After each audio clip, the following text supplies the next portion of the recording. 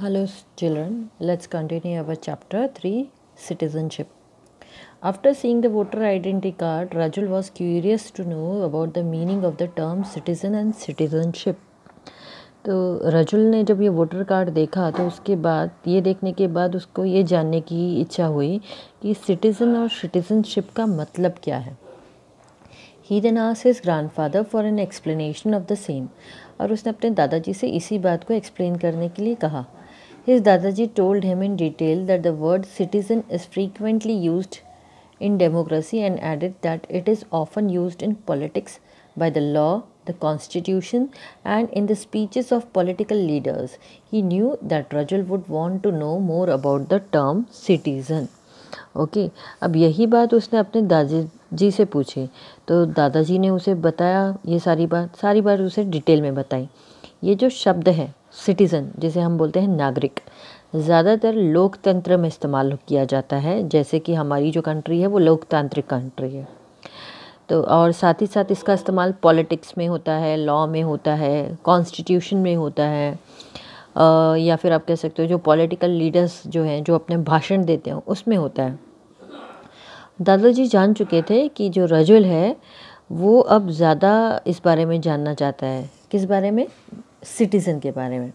तो a person living in a village, city और a town is called citizen but this meaning is limited.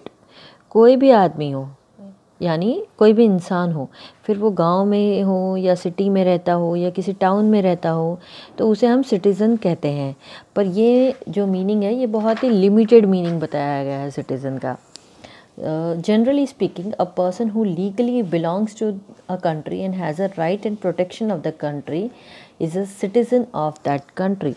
अगर citizen की सही परिभाषा यानी कि डेफिनेशन बताएं तो एक आदमी जो लीगली एक कंट्री को बिलोंग करता है, मतलब पर्टिकुलर एक कंट्री में वो रहता है जन्म से ही, ठीक है, तो उसके पास ये अधिकार होते हैं कि कंट्री उसकी सुरक्षा करे, उसका प्रोटेक्शन करे, तो वो उस कंट्री का नागरिक है.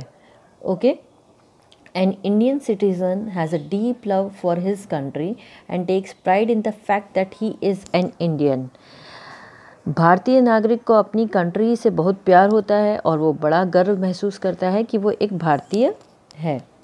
He cooperates with other citizens and serves the nation and in return the government gives him rights to enjoy.